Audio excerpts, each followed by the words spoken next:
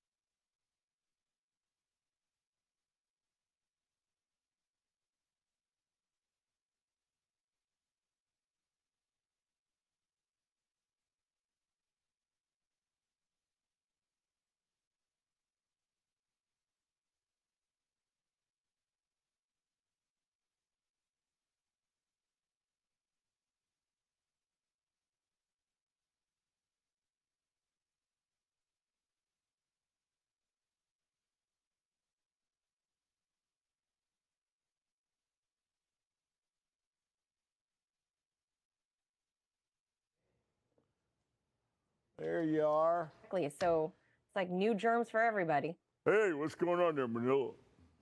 How you Hey, doing? hey. Hey, how you doing? Did you get some Cuban cigars? I did. I don't smoke cigars. You actually smoke? Oh, okay. But everybody here wants some, so I'll bring some tomorrow and give them away. That's cool. Yes, but I'm tired. I just went in the green room and sure. took an hour-and-a-half nap just a little while ago. So, and I had a little coffee. How many days were you there? Right after the show, I left Thursday, so I got back yesterday afternoon. So Thursday, Friday, Saturday, and Sunday. Yeah. Wow. It's pretty cool. It was pretty good. Hey, how are my flesh tones, guys? Are the cameras chipped? Or as you guys say, shaded? Or as we say in Little Havana, shaded? Jaded. Shaded. Jading. Jading. All right. Maybe I'm a little dark. I look so much darker than she does, but. You throw a little more light on me or something, Bobby? And then we have. There he is, Professor Boyd. I went to Cuba. I spent the weekend in Havana, and all my skin tone changed. Hey, Professor, how are you? Hi. Yeah, I've been in Cuba too. I smoked a lot of Cohiba cigars down there. They're really good, even though I'm not a smoker. You know, it's funny. I was actually nervous yesterday when I was going through customs. In the old days, it was a big deal to try and sneak Cuban cigars into the country, even though, as you and I both know, Kennedy was famous for it. But I have the global entry card now, and I just walked right through. They didn't look at anything. They didn't care. They didn't know. I mean, not that I was bringing turrón for my son, galletitas Maria for my wife, who loves those, cigars for my son, just crap, junk. But my suitcase was full of that kind of crap. They just said, just go on They by. didn't care. Yeah. Well, different era. Yeah, in that sense. I went down there, it was a long time ago. They were enforcing all those rules quite strictly, so I had to be careful exactly what I brought back. But what can I say? Yeah, and they go after people like you because they read for sure. Yeah, they read what you write and then they go, oh, this guy's a lefty or whatever the hell they come up with. Nowadays, I'll be honest with you, I don't know what a lefty or a righty or anything is. It just seems to me there's right and there's wrong. Right, these days, for sure. Yeah, that'd be great if you could mark me up. So yeah, I saw what you wrote about James Baker, Professor, and I thought, you know what, maybe that's a good jumping off point. That doesn't mean that we can't, I don't come with prepared questions. So you and I are just going to have a, hopefully a pseudo-intellectual conversation about the state of the world right now, given its geopolitics. But I I think, given what's going on with Ukraine, and the fact that these ships are in Havana, and the fact that Putin's saying, "Look, you're going to shoot missiles at me, I can shoot missiles at you too. So let's not do this shit." I think that's a good start, a good place to start. I love that article you wrote that I read this morning, where you say this all started with James Baker, where he said something which turned out not to be true, and that's the reason to this day that we're still stuck in Ukraine. And that might be a good place for you and I to start the conversation, if that's okay with you, sir. That would be fine, Rick, sure. Great. Okay. Then we are ready to go. Professor looks great. He looks handsome.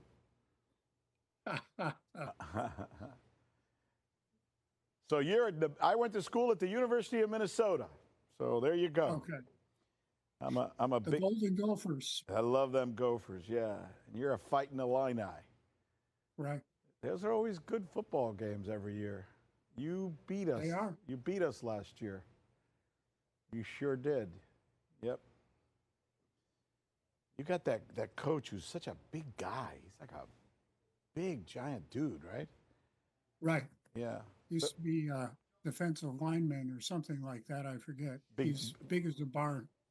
Begenya or something like that? Is that his name? I'll have to. Something like that. Yeah. Who knows? Mm. We'll remember during the football season. Right now, I can't remember who played in the Super Bowl. It's like, okay. Short-term memory goes away for stuff like that. Right. I'm going to check with my director now and see if we're getting ready to go here. So I'm going to go. By the way, Professor, Manila and I are going to do a little spiel at the beginning where we kind of set the agenda for the day's news, and then we come out to you, and you and I are the entire second block just talking for like 12 minutes about what I mentioned earlier, okay? Okay. But it's cool if you're hanging on and listening, because I think we can retouch some of those subjects. Okay. Perfect. If we're talking about Russia and the Soviet Union, you might want to point out I went through the same PhD program at Harvard that produced Zbigniew Brzezinski ahead of me. So Oh, really? I offered Soviet politics and Russian history on my PhD oral general exams that qualified me to teach those two subjects to Harvard undergrads. But that's really not what I wanted to do with my career, so I didn't. Well, you guys certainly went in two different directions. He was a bit of a hawk, that guy. We did, yes. Yeah. He was. He and I. So Mika and I were pretty good friends. And one day, I called Mika and I said, "I need your dad to come on. I want to talk to him." And she was working at NBC. I was the main anchor at CNN at the time, and I had her dad on. And for some reason, there was some kind of issue where sometimes, you have technical problems, and it was taking a long time to do the interview. And Right. and he got pissed off at me and just stormed off. Never forget. And I called. He got mad. I mean, but he was kind of like he was old by then. I guess we're all old, but he was kind of ornery. So. Well, he was also ahead of me at Harvard Center for International Affairs, where I was an associate, and they gave me Kissinger's old office there. Oh my God, that's a cool story. There, but for the grace of God, go I. We'll talk about that too. All right, here we go. You guys ready to start? Let's do the show. All right, Professor, thank you. Be with you in a moment. Sure, but I can't see you right now. Yeah, I can't see anything either. We're in total. The Okay, screen fine. has gone black for me too. So Okay. yeah, that's fine.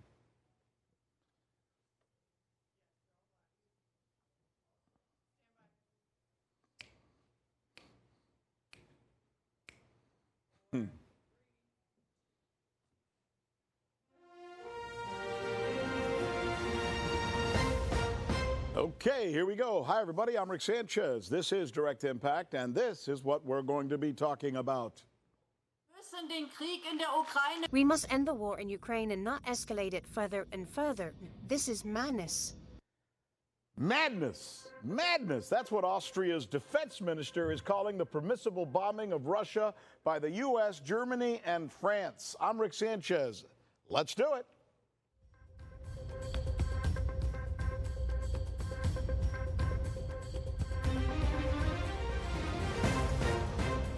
Okay, so here's what's going on. Some U.S. and NATO countries are playing a very dangerous game of chicken right now with Russian President Vladimir Putin. Presidents Biden and Macron have been especially adamant about this thing, right? Some would argue mad about this thing in their decision to give Ukraine missiles to fire into Russia. Here's the point. You want to make a nuclear superpower angry? Tell him you're going to be attacking his people with missiles and just see what happens. Let's see what happens. This happens. Putin is now saying, essentially, okay, you're going to attack my country? Well, two can play at that game. In the end, if we see that these countries become involved in a war against us, what they are doing makes them directly involved in a war against the Russian Federation, we reserve the right to act the same way. Overall, it leads to some serious problems. We reserve the right to act the same way. Did you hear that? Look, there's a lot more to talk about when it comes to President Putin's warning, and I'm going to bring you that in just a moment. But first, I want to show you something else. NATO reaction from those who angrily disagree with their peers, angrily disagree with the United States, the French, and the German decisions to allow the bombing of Russia. I'm going to start with the Austrian defense minister. Her name is Claudia Tanner, saying the West has crossed a red line. That's her. Here's another one. This is a U.S. politician. This is Vivek Ramaswamy, who we all got to know during the Republican debates. He's on Twitter calling Biden and others who want to do this lunatics. He says these lunatics are starting to sound like they want a full-on offense on Russia. He's right. And here's German left-wing icon Sarah Wagner. She says Western leaders are playing with fire for wanting to allow their missiles to attack Russia. Let's hear it. At some point, there will be a point where something happens. And what happens then is so terrible that you don't want to imagine it. And that's why we can only appeal to everyone who bears responsibility in our country and in other Western countries to stop playing with fire. Stop playing with fire, she says. Meanwhile, I decided to go to Havana this weekend to do some independent reporting. What I found there was a lot of agreement with Mr. Putin's position, which seems to be sensible, no? Cuba, just 90 miles from the U.S., has long had a friendly relationship with Moscow, and it may be the most perfect place for Putin to make his point about the fact that two can play this game of missile firing, right? And lo and behold, look what's showing up in Havana. See that right there? That's a nuclear-powered submarine, Kazam it's called. I think it's Kazem. I'm not sure about the pronunciation. Seen here in images at sea, as well as the frigate Admiral Gorshkov. These two vessels, 2 of 4, by the way, are arriving in Havana in the next couple of days. None are carrying nuclear weapons, thank God, but they are planning on conducting military exercises in the Caribbean in what certainly seems to be a message that's being sent by the Russian president along with his Cuban allies. Now, to be fair, I reached out to Cuban officials, and they told me that this is no big deal, don't over-report it. Russian ships have always been going to Cuba. They've been doing so for decades. But, and that's what he says, given the geopolitics of the moment, it's hard to avoid the optics, no? Which are worrying a lot of people around the globe regarding what this could lead to. My God. Are we approaching another missile crisis as occurred in the 1960s between the U.S. and back then the Soviet Union? I mean, Manila, what do you make of this? Well, Rick, I mean, we can call this the Cuban Missile Crisis 2.0, but the problem is we have Joe Biden as president, and he is certainly no JFK. But the Russians are right, I would say, to play this game of muscle flexing because, look, this is in response to U.S. meddling. I am thankful that this is all that they are doing. Let's be clear, the U.S. isn't flexing in Russia's orbit. It's beyond posturing at this point. What the U.S. and collective West is doing is flat out seen as a physical threat to Russia. It's an existential threat to their national security. Bringing NATO weapons along their western border and creating these hostile relations with their neighbors not only creates an impediment to economic progress, but poses a physical threat to Russia's sovereignty. But here's the difference, Rick. The Cuban Missile Crisis back then was fraught with, I would say, far more risk than it poses today. Thanks to modern technology, intelligence, there's less worry that the Kazam sub will be subject to any sort of misunderstanding or missteps with the world above water, like that sub in the 1960s. Of course, the U.S. is going to spin this into some sort of escalation.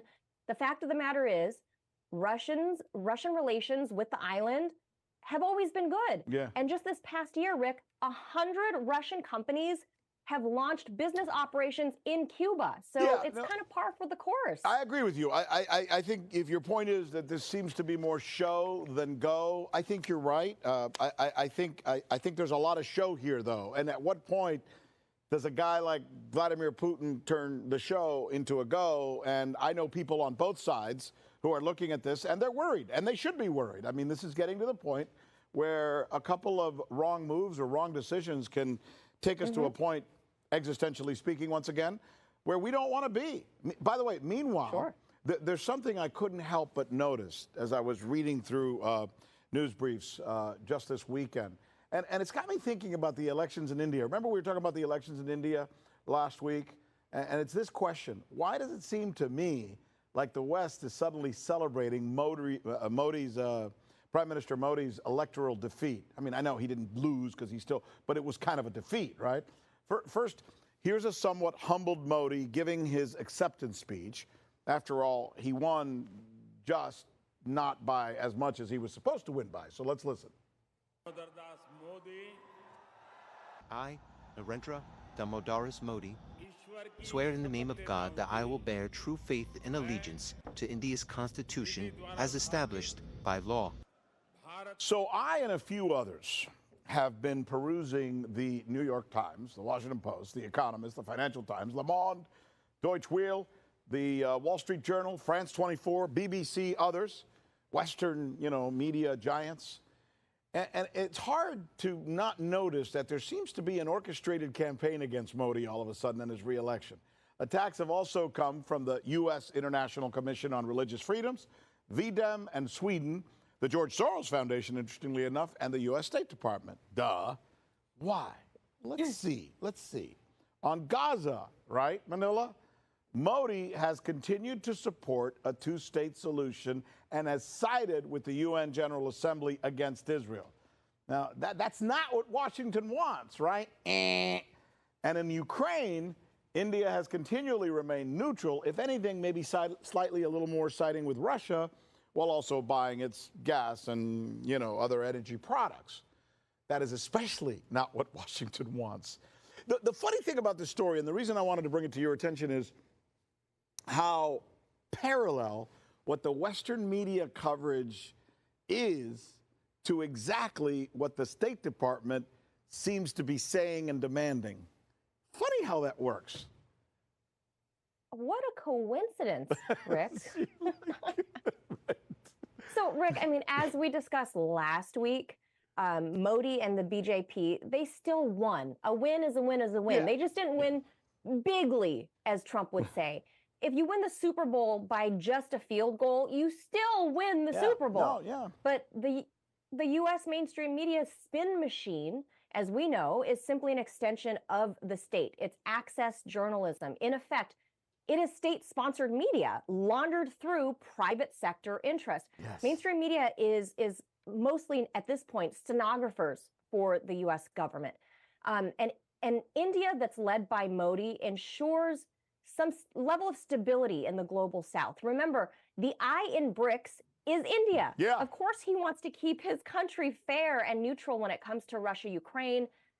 It's in the interest of his country to maintain a balanced approach regarding the R in BRICS. That makes sense. And Modi's position on Gaza reflects basically 90% of the world, whether those countries are represented in the UN or not.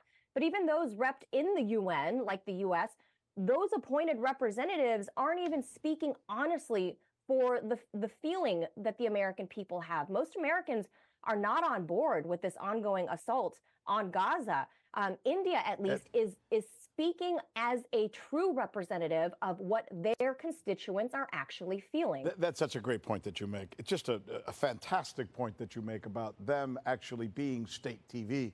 Because it seems in my lifetime, after having worked at all of the networks from Fox to CNN to NBC, et cetera, even Univision, that it's gotten worse and worse. More and more, I see them parroting, essentially, parroting exactly what it is that the administration or the government or the State Department or the CIA wants them to say.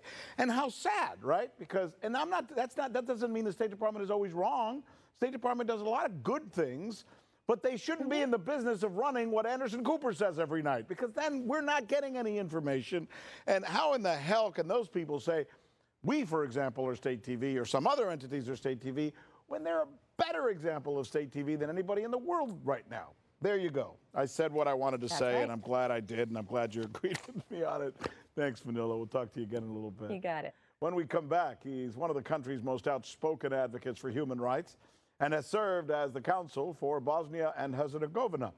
Did I say that right? Herzegovina. We will speak, I should say, with University of Illinois professor Francis Anthony Boyle, who says there is a direct tie, by the way, between the NATO actions that we're seeing now, historically, and the war in Ukraine. Don't go away. He's good. We'll be right back.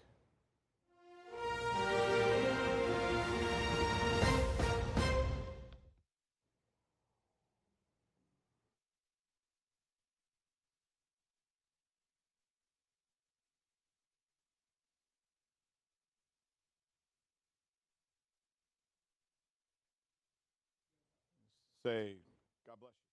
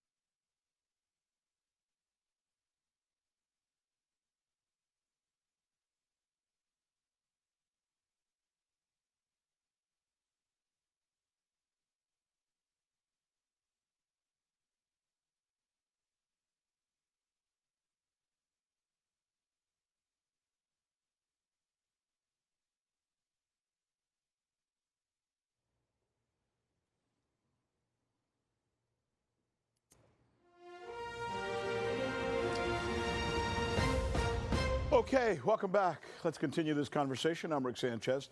The noted professor of international law counsel, Francis Anthony Boyle, recently said that the conflict in Ukraine can be directly tied to essentially what became, intentional or not, a lie, once expressed by Secretary of State James Baker during the first Bush administration.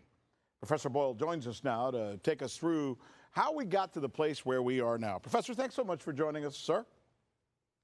Thank you very much for having me on, Rick, and my best to your audience. Thank you. Take us through that. You say it was all about Baker and what he said that turned out to be a lie. Why and what? Right. Well, Rick, Secretary of State Jim Baker under Bush Sr. made a promise to Soviet Premier Gorbachev that if he agreed to the unification of Germany, that the NATO alliance would not expand 1 inch to the east. And on that agreement, Gorbachev went along with the reunification of Germany. Now, let me point out 2 points. One, some scholars have contested the Baker Promise, but the National Security Archives has a comprehensive study you can look at of the promise given not only by Baker, but by other European foreign ministers and prime ministers to the Soviet government at that time. Number two, under international law, oral agreements are binding as a matter of international law, provided they are made by high-level government officials acting within the scope of their authority, which Secretary Baker did. Now, President Bush Sr. Seemed to honor that promise, but when President Clinton came to power, he immediately proceeded to violate it by expanding NATO to the east. And that then brings us up to the U.S.-sponsored coup d'etat against the democratically elected government of Ukraine. But put that together for us. A lot of people in our audience are saying, okay, how'd you get to Ukraine from there?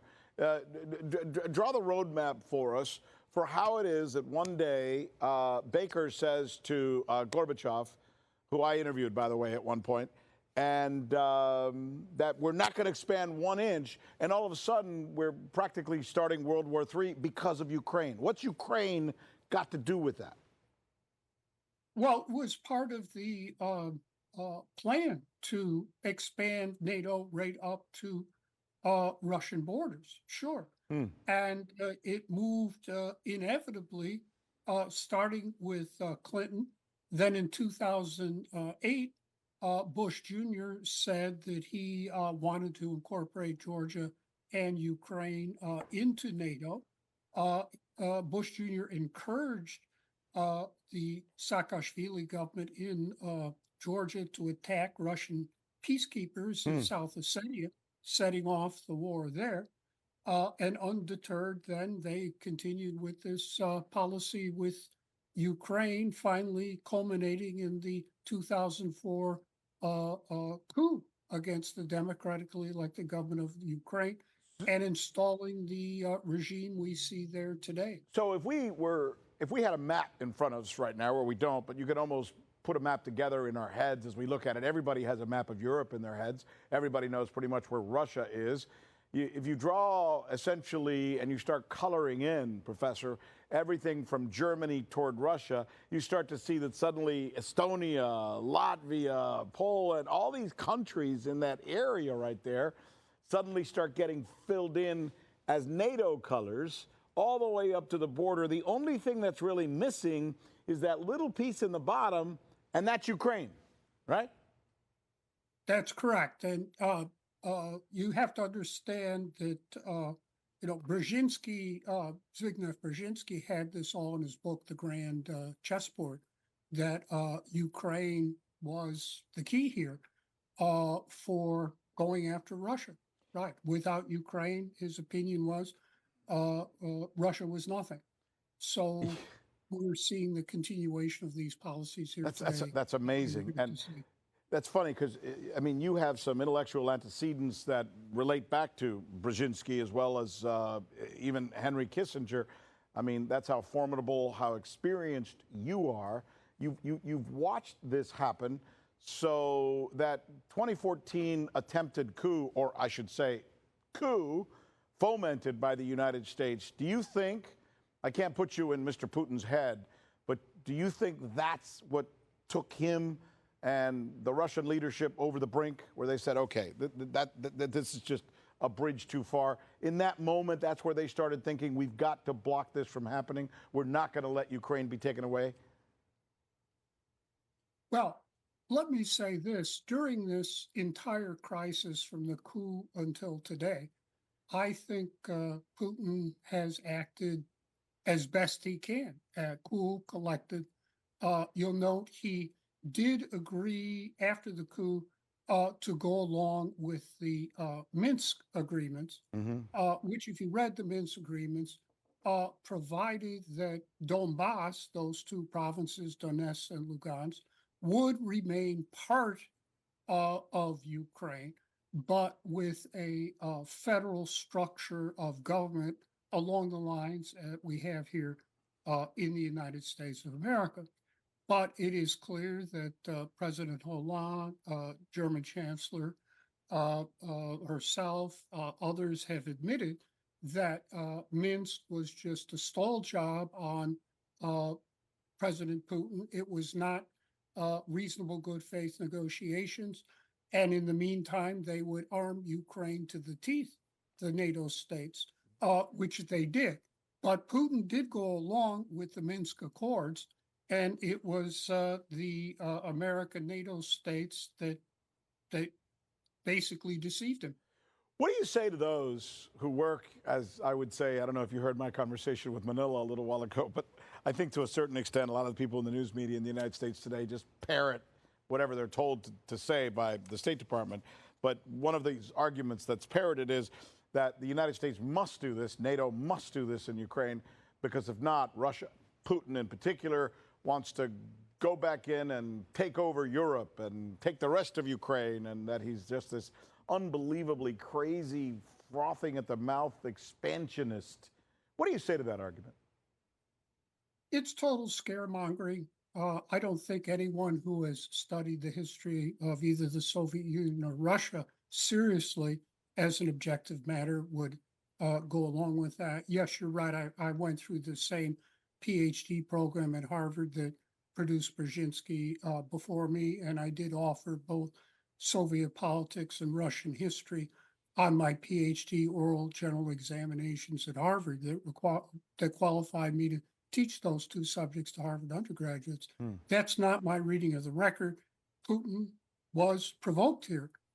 Indeed, before the his special military operation, as he calls it, of Ukraine, he did offer two treaties, one to NATO and one to the United States, to try to settle this matter. I read those treaties. They're very reasonable, negotiable treaties. Indeed, at the time, Foreign Minister Lavrov publicly stated that what we really want here is a commitment that Ukraine will not join NATO and will remain a neutral state. That's really what we wanted.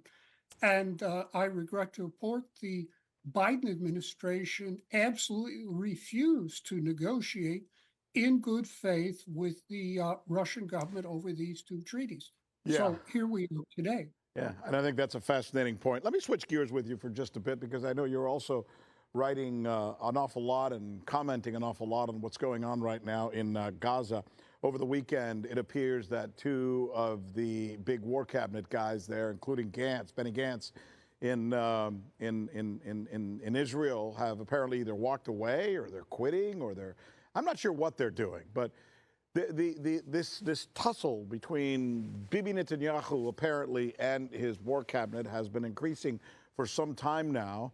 What do you think is going on in this dynamic, and what might be its effect?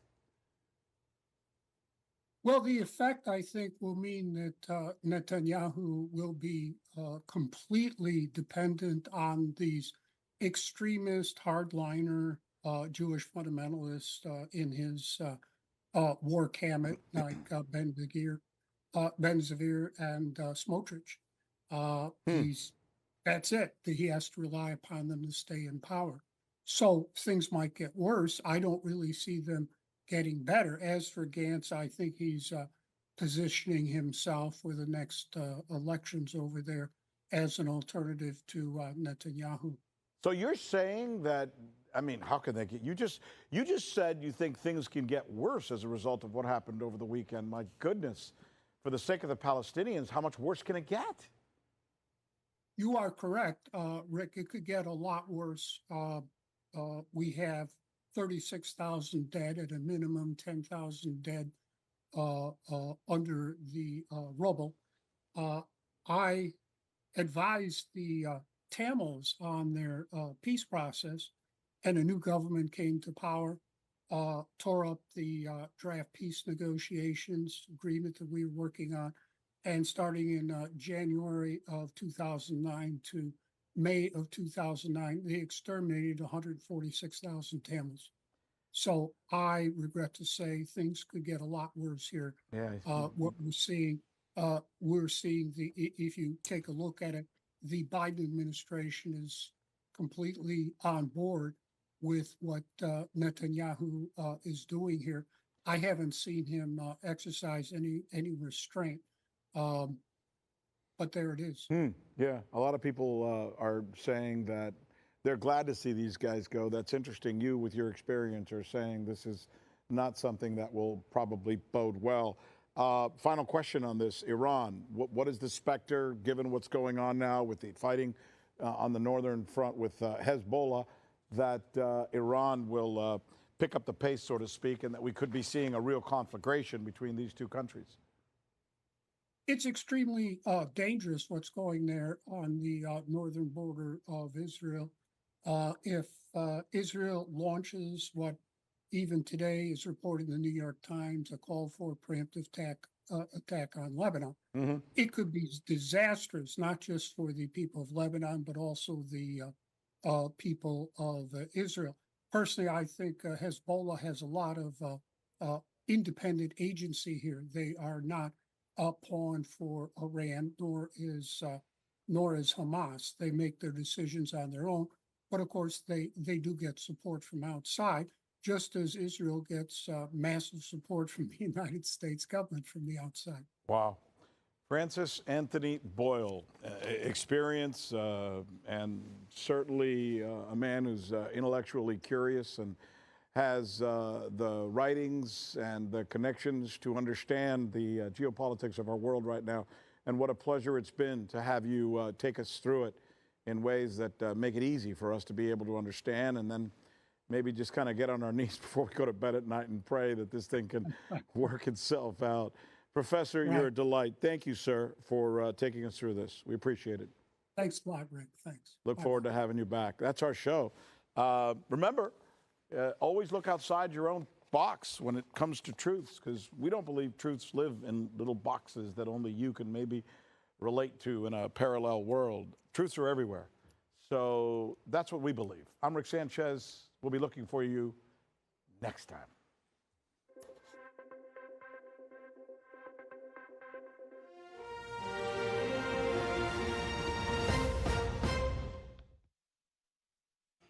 What a wonderful, prodigious man.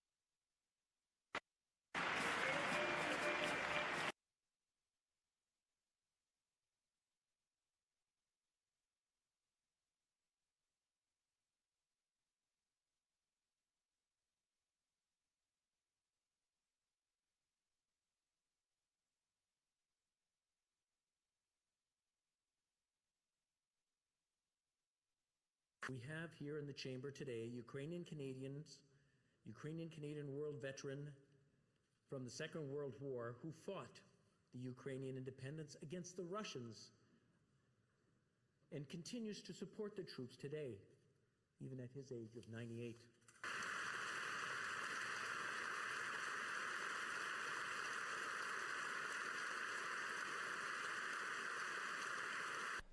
The speaker has acknowledged his mistake and has apologized.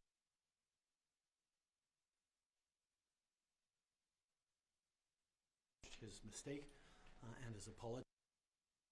The speaker has acknowledged his mistake and has apologized. Acknowledged his mistake and has apologized. His mistake and has apologized.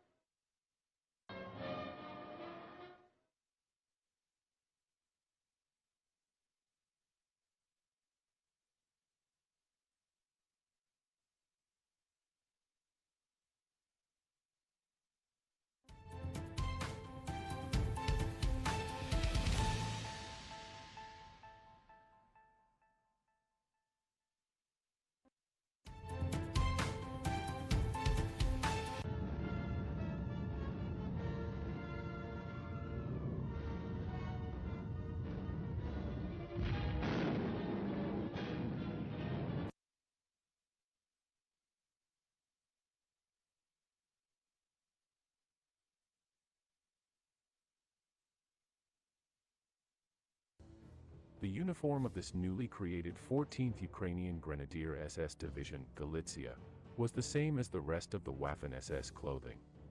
Only the patches on the collar and cuffs changed with the Lion of Galicia on a blue background, although the Ukrainian trident was also used on occasions.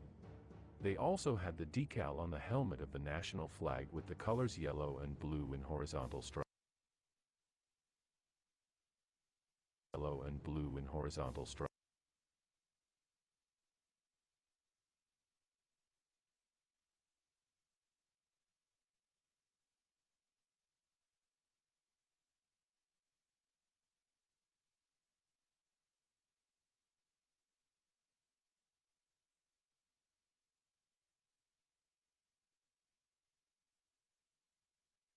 The symbols on their flags have been especially controversial.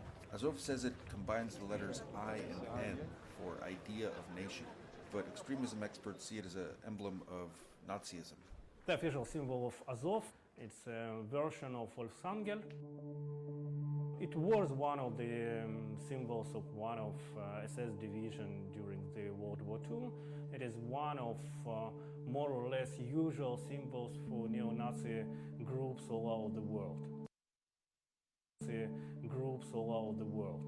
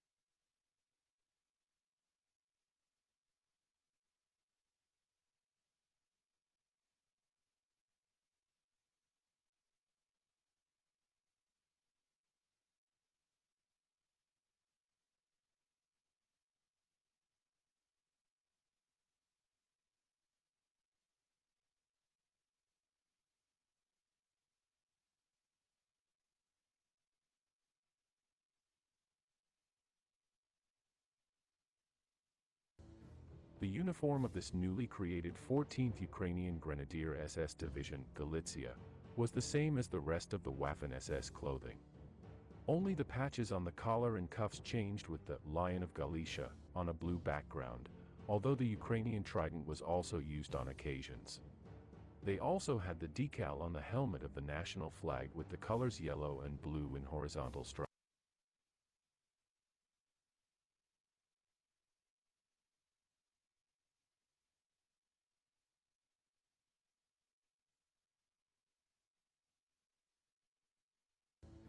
The uniform of this newly created 14th Ukrainian Grenadier SS Division, Galicia, was the same as the rest of the Waffen-SS clothing. The decal on the helmet of the national flag with the colors yellow and blue in horizontal stripes.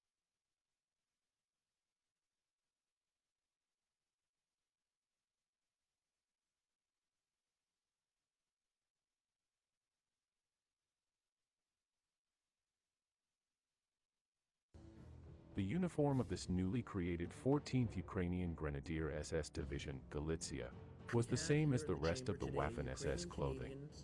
Only the patches on the collar and cuffs changed with the Lion of Galicia on a blue. The Ukrainian independence against the Russians and continues to support the troops.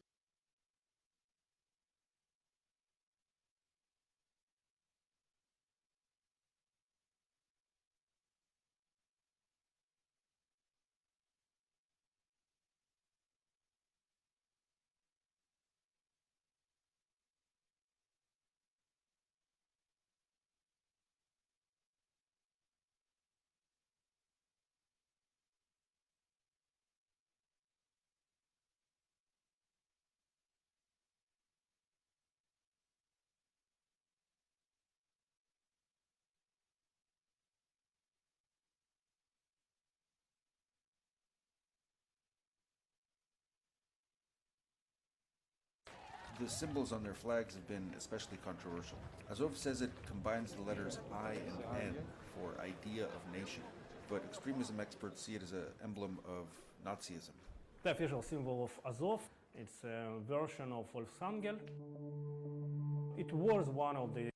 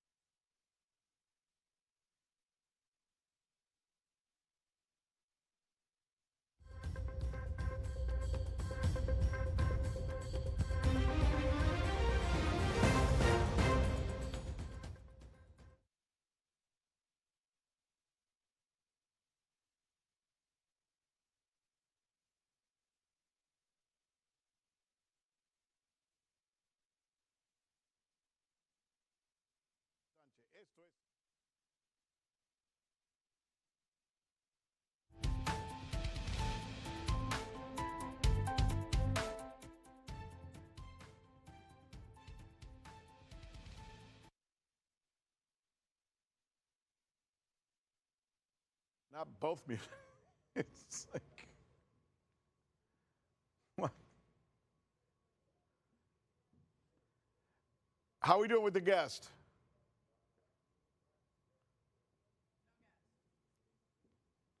Well, I'll tell you what, Milton, then just record me and we'll have Jose put the music in. It's not a big deal.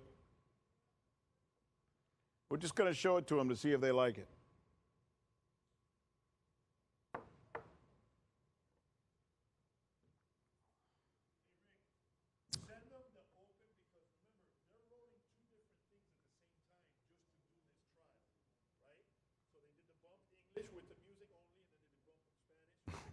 Why?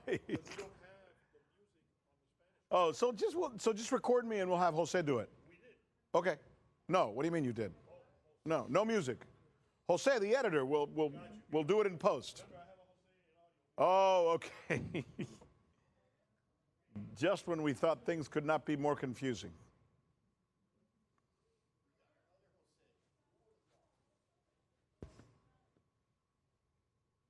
So just record me and we'll have, and do the camera movie, todo eso, Milton.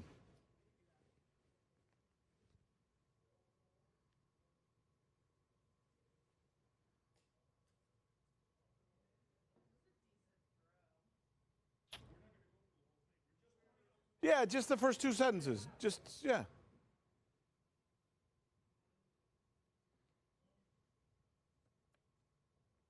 The show open. The bumper and the show open. And then I'll stop talking once we're in the show, correct.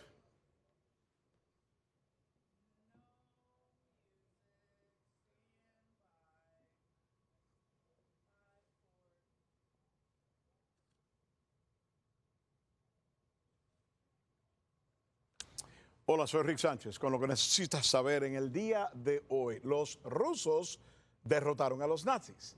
Los ucranianos, o muchos de ellos, ayudaron a los nazis a matar a los hebreos. ¿Quiénes invitan al evento en Normandy? No lo vas a creer. Soy Rick Sánchez. Esto es Impacto Directo y vamos con todo.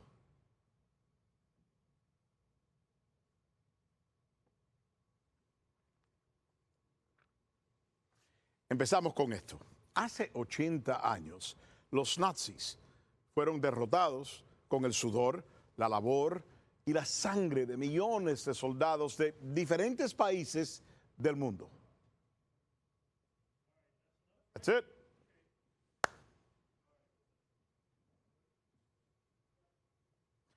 That's it. Put that in a little package and give it to Jose, the editor.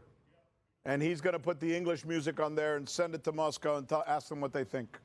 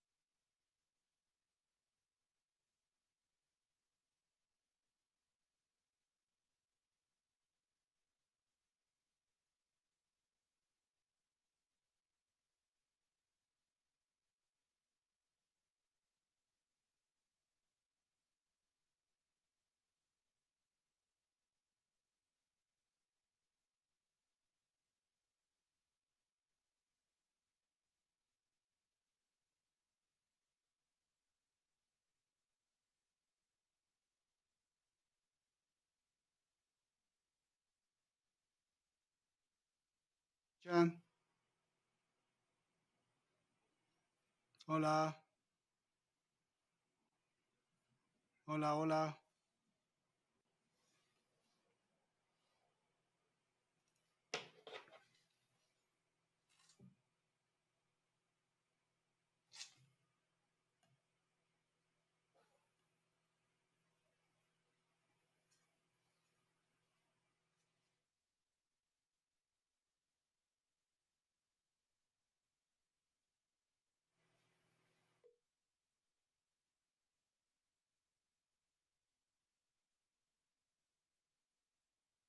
Sí, te escucho muy bien.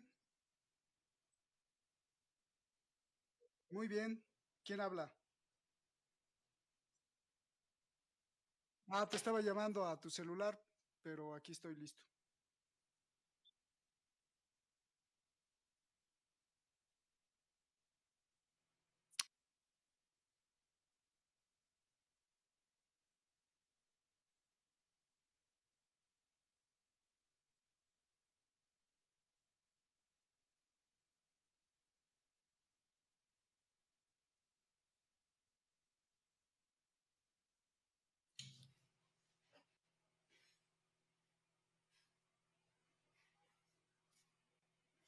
Hola, hola.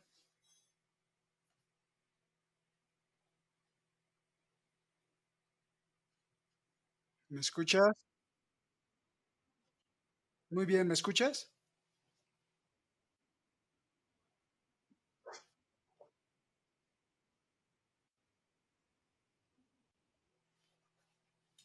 A tus órdenes, aquí estamos. Sí, sí, sí.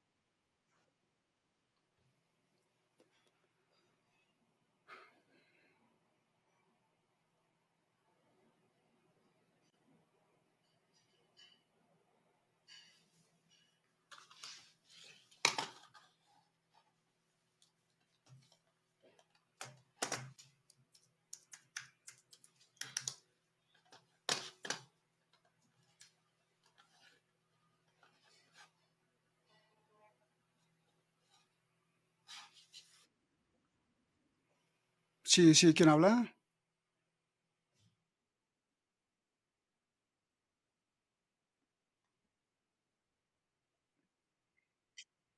Por supuesto, 1, 2, 3, 4, 5, 6, 7, 8, 9, 10, 11, 12, 13, 14.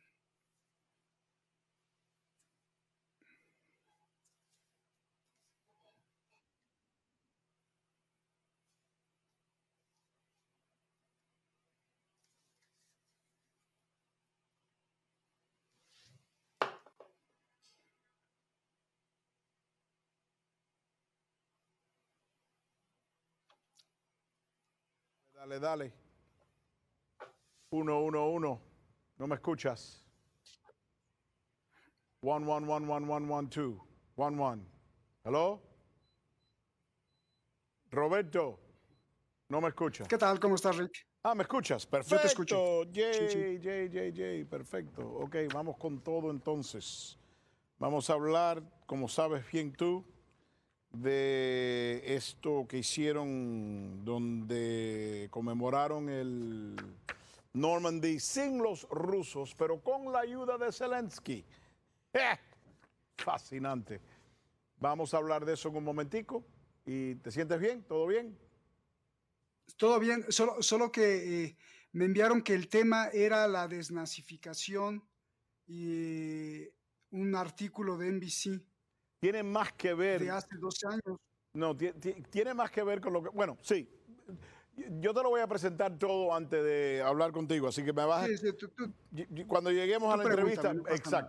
exacto, vas a conocer el tema bien conocido ya, en ese sentido, perfecto. Ok, let's do it.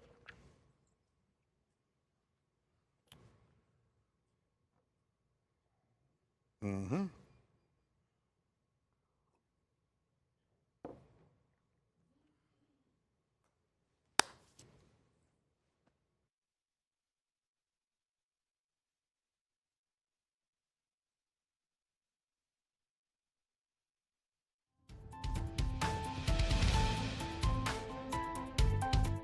Hola, soy Rick Sánchez con lo que necesitas saber en el día de hoy. Los rusos derrotaron a los nazis. Los ucranianos, o muchos de ellos, ayudaron a los nazis a matar a los hebreos. ¿Quiénes invitan al evento en Normandy? No lo vas a creer. Soy Rick Sánchez. Esto es Impacto Directo y vamos con todo.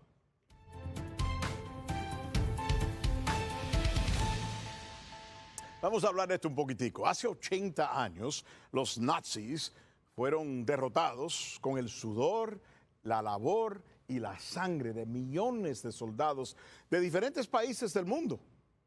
No quedan muchos de esta gente, déjame decirte, porque los vamos a ver aquí un momentico. Y mira, esta gente, ya como ven las imágenes, van pasando los años y la mayoría de estos soldados ya o han fallecido o están viejitos con casi 100 años de edad. Y es por esa razón que el evento este año en Normandy ha sido tan importante, porque es posible que cuando lleguemos a 90 años no van a quedar ninguno de ellos, pobrecitos, ya imagínate la edad que van a tener. ¿Quién derrotó los nazis? Vamos a empezar con eso. No solamente en Normandy, sino en total, los nazis en total, principalmente los soldados norteamericanos, los soldados rusos y los ingleses. Los franceses también intentaron, pero fueron derrotados y salvados por los otros tres. Estas imágenes son las famosas, que seguro que han visto ya, de Normandy. Dale.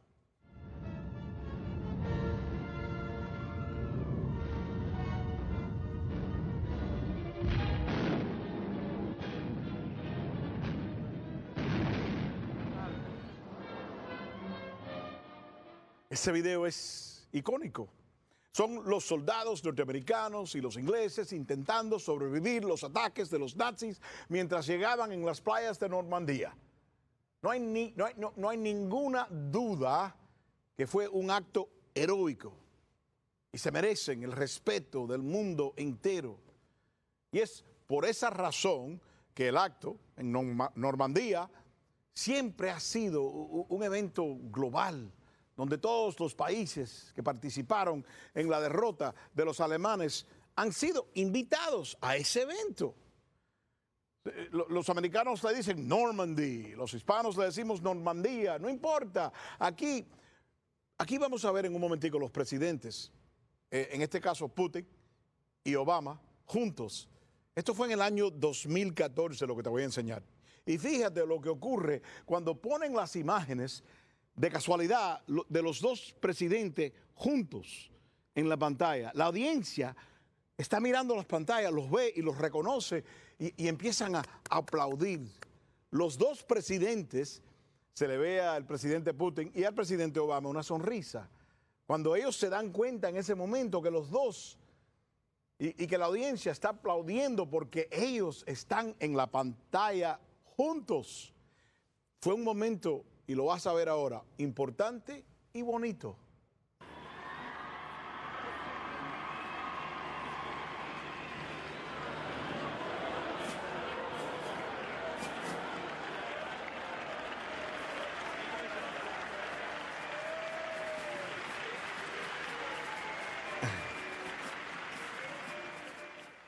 Uno ve que en ese momento, cuando los ven, empiezan a aplaudir. Mira qué bonito ver esos dos hombres representando esos dos países en ese evento.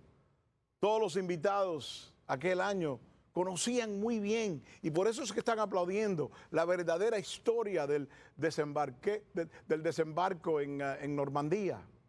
Ellos sabían que sin el apoyo del ejército soviético, que estaba ocupando al ejército alemán, esa operación militar en Normandía hubiera sido un desastre. Pero eso, por eso es que es tan raro lo que pasó. No en el 2014, sino este año, ahora. Los rusos no fueron invitados. El ejército, que fuera de lo que diga Hollywood, fue el principal en la derrota de los nazis. sin quitarle nada al esfuerzo de los norteamericanos o los ingleses, fueron tratados este año como si no tuvieran nada que ver con la Segunda Guerra Mundial.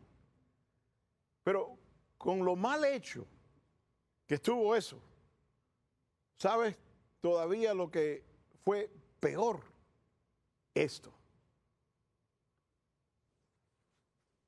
Ese es el avión y saliendo ahí ven el ex actor y comediante que ahora es el líder de Ucrania, pero sin ser elegido porque él mismo canceló las elecciones. Es importante decir eso. Ese que ven ahí, Zelensky, fue el que el presidente de Francia invitó a su país al evento marcando la derrota de los nazis. Mal hecho, dicen muchos en la comunidad global en este momento. ¿Por qué? Piénsalo. Ponte a pensar.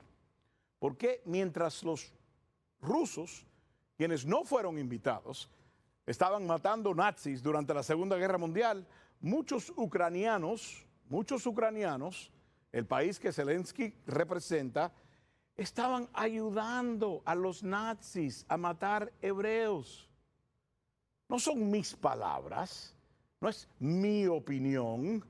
Lo que te voy a contar son los hechos históricos. Lo que realmente ocurrió en Ucrania en el año 1941, cuando los nazis entraron a Kiev en ese año, en 1941, y fueron aplaudidos como héroes, los nazis. Y la comunidad judía que vivía en Ucrania en ese momento fue castigada. Y déjame decirte, fueron castigados de mala forma. Durante la ocupación nazi en Ucrania y con la ayuda de los mismos ucranianos, los hebreos fueron asesinados. El peor acto de todo es conocido como la masacre de Babi Yar, donde marcharon 34,000 hebreos. Los sacaron de sus casas, lo marcharon fuera de la ciudad y fueron asesinados y enterrados en un monte. Quiero que veas lo que han dicho muchos de los sobrevivientes de esa masacre. Y en este artículo que van a ver aquí, uno de ellos, un sobreviviente, dice que él tenía 6 añitos cuando un vecino denunció a su familia al Gestapo por ser judíos y después fueron arrestados y llevados al monte de Babi Yar. Esas palabras en ese artículo y muchos otros son palabras de un sobreviviente que milagrosamente se salvó, un testigo real de lo que ocurrió en la más grande masacre de hebreos en Ucrania. Pero si piensas que la historia de la conexión entre los ucranianos y los nazis se acaba ahí, estás equivocado. Porque aparte de participar activamente en ese horrible crimen, también muchos ucranianos pelearon junto al ejército nazi contra la Unión Soviética. El mismo Himmler, ¿se acuerdan de Himmler? Muy conocido por ser el arquitecto de los campos de concentración, ordenó crear un batallón especial con soldados de Ucrania. Lo llamaron la División Galicia. Estaba formada en su mayoría por voluntarios que llevaban en su uniforme el escudo y los símbolos de los nazis de Alemania. The uniform of this newly created 14th Ukrainian Grenadier SS Division, Galicia, was the same as the rest of the Waffen-SS clothing. Only the patches on the collar and cuffs changed with the Lion of Galicia on a blue background, although the Ukrainian trident was also used on occasions. They also had the decal on the helmet of the national flag with the colors yellow and blue in horizontal stripes. ¿Coincidencia? Y hay más. Cuando la guerra se acabó, muchos de los soldados ucranianos que pelearon junto a los nazis se escondieron en países occidentales. Algunos están vivos todavía y los medios del occidente siempre lo han limpiado. Este video que vas a ver ahora es un ejemplo más escandaloso de lo que estoy hablando. Sucedió el año pasado en el Parlamento del Canadá, cuando Zelensky visitó el país. En modo de propaganda presentaron a un veterano soldado de Ucrania como un combatiente que liberó a Europa, es lo que dijeron. Pero cuando en realidad eso no fue el caso. No lo vas a creer. Fue el hombre, un soldado nazi. We have here in the chamber today Ukrainian Canadian world veteran from the Second World War who fought the Ukrainian independence against the Russians and continues to support the troops today, even at his age of 98.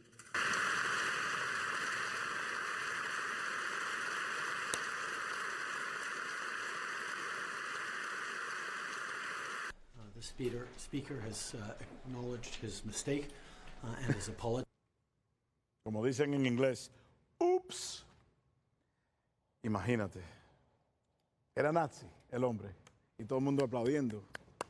¿Sabe que la vergüenza en Canadá fue tan grande que, como vieron, el presidente del Parlamento tuvo que renunciar y el primer ministro Justin Trudeau le tuvo que pedir disculpas al pueblo? Es posible que estés escuchando este reportaje y estarás pensando entonces, cuando ves lo que estoy diciendo, ok, Rick Sánchez, pero eso es el pasado. Nadie le importa lo que pasó en el pasado. Perfecto, ok, te oigo. Vamos a hablar entonces de lo que está pasando en este momento, porque esta conexión entre Ucrania y los nazis ha seguido hasta este día. Así es. Vamos a empezar con el batallón Azov, posiblemente el más importante del país, como hemos hablado, ¿no?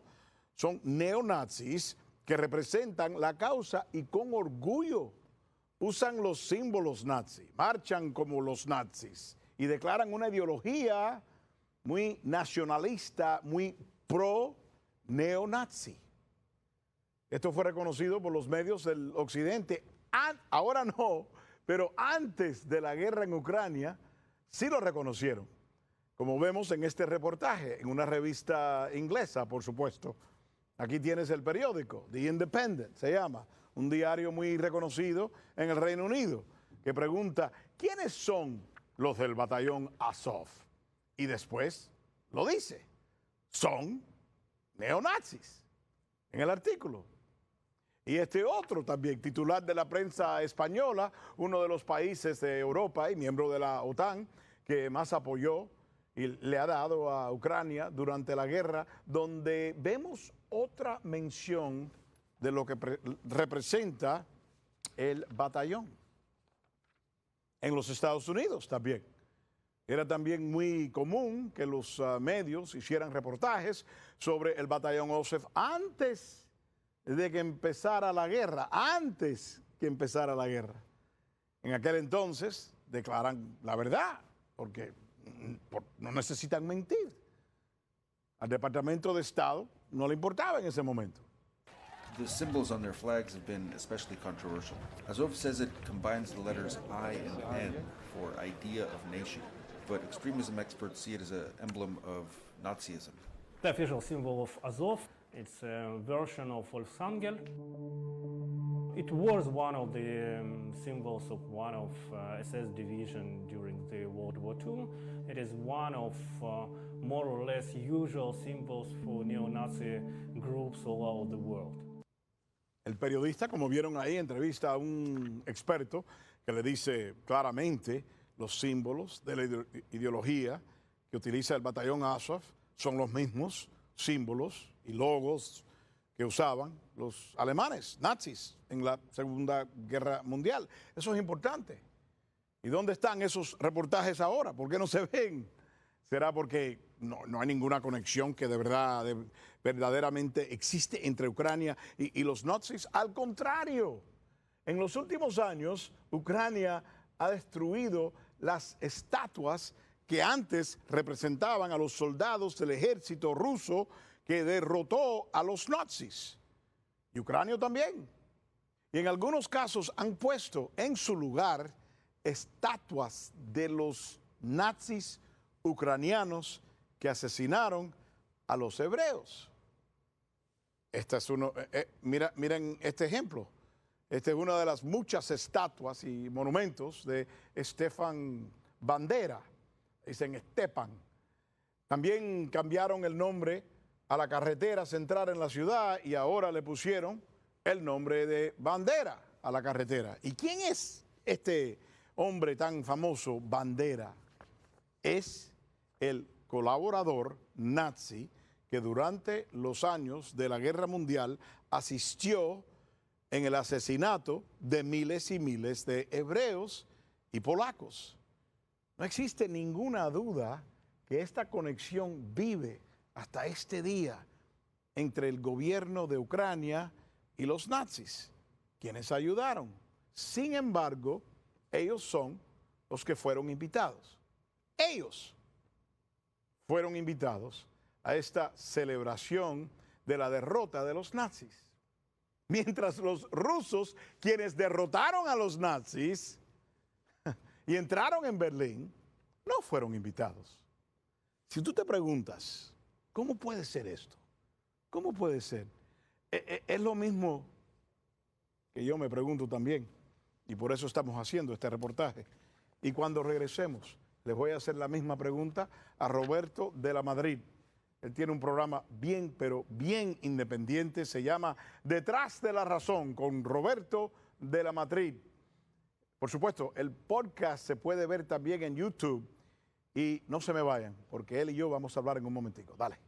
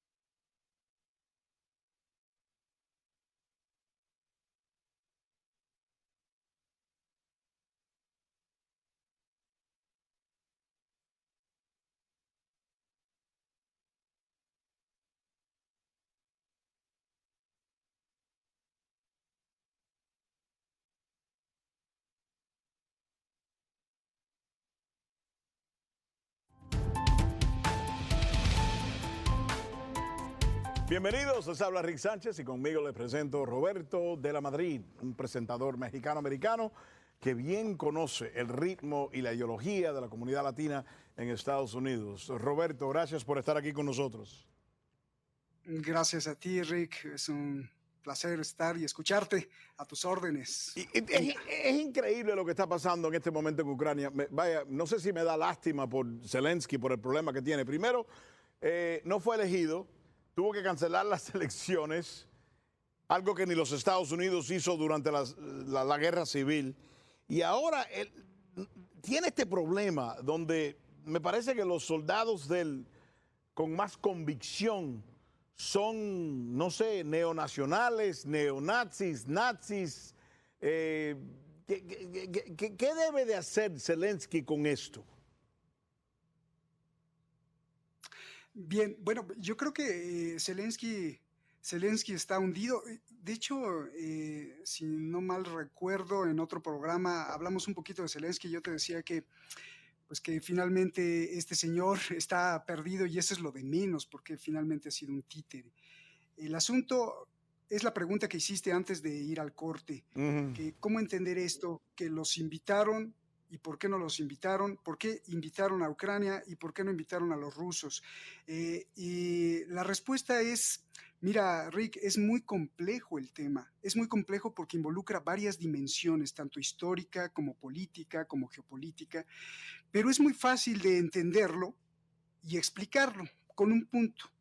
Desde que Ucrania es el principal objetivo de la anglosfera desde que Rusia se convirtió en el enemigo número 1 de Estados Unidos, porque se opone al interés que tiene la anglosfera, las corporaciones US Corporation, para no hablar del pueblo estadounidense.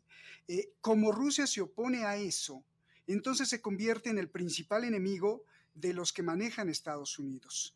Y de ahí, pues ya podemos explicar cualquier cosa. Tienen un problema muy grave con la historia y tienen un problema muy grave con la ética. El Congreso de Estados Unidos sabía que había un gran nazismo en Ucrania, Sí. que en el 2018, antes de empezar la guerra, ellos promovieron una ley para que se prohibiera estrictamente cualquier tipo de ayuda económica en dólares, financiera y sobre todo de armas que cayera en los grupúsculos estos que peleaban en las calles y que hacían matanzas callejeras, y que de ahí salió el batallón de Azov. Pero ¿cómo puedes controlar eso? Pero Pero espérate, es imposible controlar eso. ¿Tú sabes por qué? Porque tú no puedes castigar una ideología. Una ideología no se puede castigar. Lo que piensa una persona, tú no puedes hacer una ley para quitarle ese pensamiento. Así que esa idea que los Estados Unidos va a pasar una ley donde los nazis que viven en Ucrania no van a recibir armas o no van a recibir... Bueno, pero ¿es imposible? Ahí viene la trampa y ahí viene el truco. O sea, yo veo a Justin Trudeau aceptar su ignorancia y decir yo pedí disculpas, pero en el caso de los Estados Unidos, por eso lo menciono, no puede pedir disculpas porque lo sabían, tan lo sabían que el Congreso de Estados Unidos aprobó una ley para no ayudar a los nazis. O sea, Estados Unidos, antes de apoyar a Ucrania en la guerra que estamos viendo, sabía que había un nazismo tremendo. Entonces, esto nos exhibe de una tremenda hipocresía del Pentágono, del mismo Congreso de los Estados Unidos y de la presidencia de Estados Unidos al ayudar a Ucrania, sabiendo que hay un nazismo recalcitrante dentro de Ucrania. Uno. Dos, el batallón de Azov se genera justamente no por matar judíos, sino por levantar la bandera de Hitler y decir, vamos a acabar con los judíos que existen en la actualidad, que tienen tomado a nuestro país, Ucrania, y además le agregaron un elemento más, que dijeron moscovitas. Ellos dijeron, sin ofrecer pruebas, que Ucrania estaba tomado por moscovitas y por judíos y había que acabar con ellos. Y esa bandera que están reconciliando de Hitler la usaron para hacer matanzas callejeras. Aunque el Congreso de Estados Unidos hipócritamente dijo no vamos a ayudar a esos nazis, pues en el terreno y en el campo de batalla ellos mismos sabían que Zelensky, por mala onda o por buena onda, como se dice en México, de todos modos les iba a ofrecer esas armas al batallón de Azov porque era su alfil que necesitaba. El batallón de Azov es un grupo muy endemoniado y muy feroz que lo necesita Zelensky para poder seguir luchando contra los rusos. Y de alguna forma lo integra a la Guardia Nacional e hipócritamente también el señor Zelensky al principio de la guerra, que se comprometió a que la ayuda no cayera en el batallón de Azov y otros grupúsculos nazis, pues también se los da. Y Estados Unidos, Rick, lo sabe. Y eso no se debe de perdonar. En el caso... Dos, si eso no sabe, pues obviamente tiene bandeja de plata el nazismo, pues invítenlos al día D, generando esta contradicción que denuncias. Pero ¿cómo puede Macron mirarse en el espejo? ¿Cómo puede mirarse en el espejo? ¿Cómo duerme por la noche sabiendo que está haciendo algo que es una contradicción de la realidad, de la verdad, de la historia? ¿Lo hace por estúpido o lo hace por malo? ¿Qué opinas? Por estúpido no, lo hace porque tiene un adoctrinamiento de los grandes capitales. Recordar que el pasado de Macron, el pasado profesional, antes de que fuera presidente, bueno, pues él se educó y no solo se educó como la cuestión académica, se educó en el comportamiento profesional bajo tutela de los grandes corporativos, el Fondo Monetario Internacional, el Banco Mundial, y entonces él tiene que obedecer.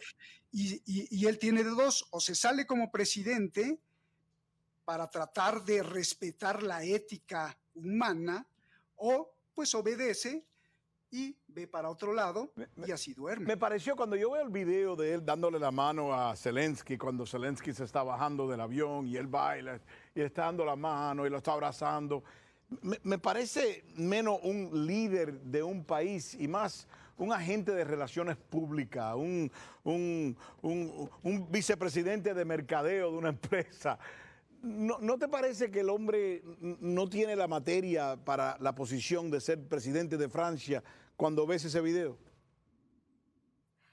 Por supuesto que no tiene no solo la materia, no tiene el respeto, la credibilidad y los valores humanos que se necesitan para ser el presidente de un país. Pero déjame ir más a fondo, Rick. El problema es que el sionismo judío o los judíos sionistas no respetan ni siquiera a su propio, entre comillas, pueblo. ¿Por qué? Porque antes de la guerra y después de la guerra, desde Israel, grupos de derechos humanos israelíes denunciaron que las armas de Estados Unidos estaban en manos de los grupos nazis que promovían la matanza de judíos. ¿Y qué pasó? No les hicieron caso. Buena pregunta. Por supuesto que Buen no. punto, sí. Por supuesto que no. Y a pesar de que los lobbies sionistas mandan en las elecciones de Estados Unidos, pues tampoco les importó seguir financiando. Esto te habla de que lo que más importa para todo este lobby global encabezado por el sionismo es capturar Ucrania para un fin mucho mayor, sin importar si exterminas a judíos o no judíos, sin importar si hay contradicciones esenciales en la celebración del fin de la Segunda Guerra Mundial. No importa eso, lo que importa es capturar Ucrania, Rick. Increíble, sí. Aunque estés ayudando a las personas que defienden todavía y ayudaron a los nazis. Así que es un conflicto enorme y me alegro que compartiste eso con nosotros. Es importante, Roberto de la Madrid. Muchas gracias por compartir, muchas gracias por estar aquí con nosotros otra vez. Buena suerte como independiente que eres en este nuevo podcast que estás haciendo. No, gracias a usted. Y nos despedimos Abrazo. Igualmente, nos despedimos ahora con esto. Este fin de semana visité mi país natal. Fui a Cuba. Un viaje muy emocional, bien importante. Me pasé un tiempo divino y más que todo me reconecté con el pueblo de Cuba. Me sentí como si nunca me hubiera ido de mi tierra hace unos 50 años. Al pueblo cubano los quiero y mil gracias. Chao.